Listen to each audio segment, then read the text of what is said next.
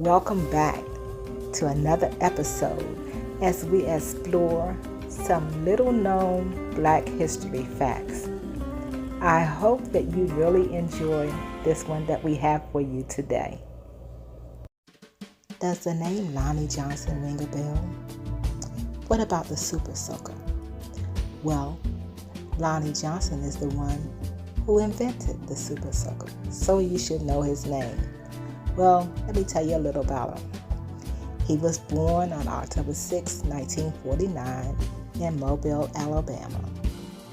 He graduated from Tuskegee University with a bachelor's degree in mechanical engineering and a master's in nuclear engineering.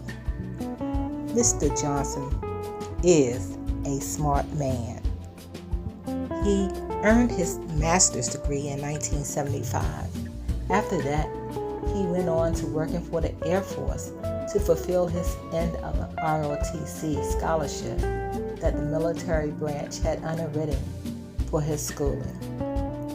After he left the Air Force, he was recruited in 1979 by NASA's Jet Propulsion Laboratory. This began a new chapter in his career. While at NASA, Mr. Johnson was part of the historic Galileo mission, which sent an unmanned craft to study Jupiter and the depths of space en route to the largest planet in the solar system. One day, while fiddling with ideas for a new refrigeration system that used water instead of the environmentally hazardous Freon, he hooked a nozzle up to his bathroom sink. He says, "I accidentally shot a stream of water across the bathroom where I was doing the experiment and thought to myself, this would make a great gun." That's what he told Popular Mechanics.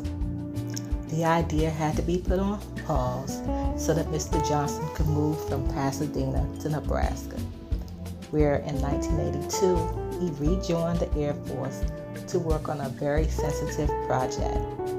By day, he worked on the first B-52 stealth bomber on the Air Force Base, and by night, he designed and built plexiglass pieces for a water gun on a lathe in his basement.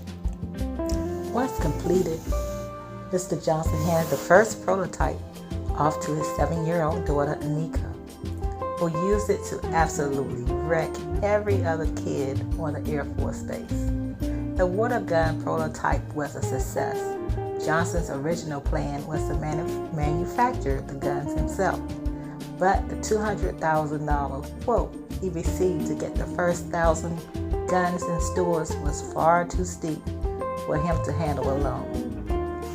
Thus began a 7-year search for a production partner, which ended only as a chance encounter at the American International Tour Fair in New York. A representative from the Philadelphia-based tour company, Lonnie, signaled some interest in the prototype and offered to host Johnson at the office if he ever found himself in Philadelphia.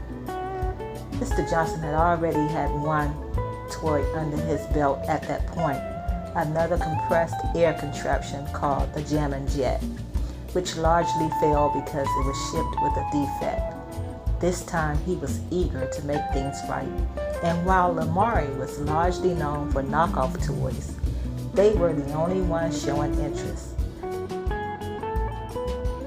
Mr. Johnson went back home, redesigned the water gun, added a water tank made out of a 2-liter soda bottle atop the barrel, and made his pitch.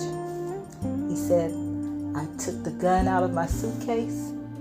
They asked if it worked, and I shot water across the conference room." That was that. Lonnie put the first line of the gun, then known as the Power Trencher, on shelves in 1990. It was an instant hit.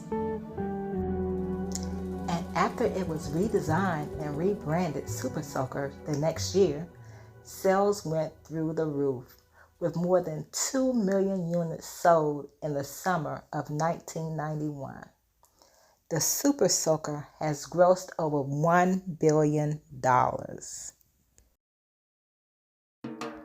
Thanks for watching, and if you really liked the video, please make sure you give that thumbs up. And if you have not subscribed to the channel, please do so, and make sure you hit that notification bell so that you'll know when I'm back with another video. Thanks again. Stay blessed.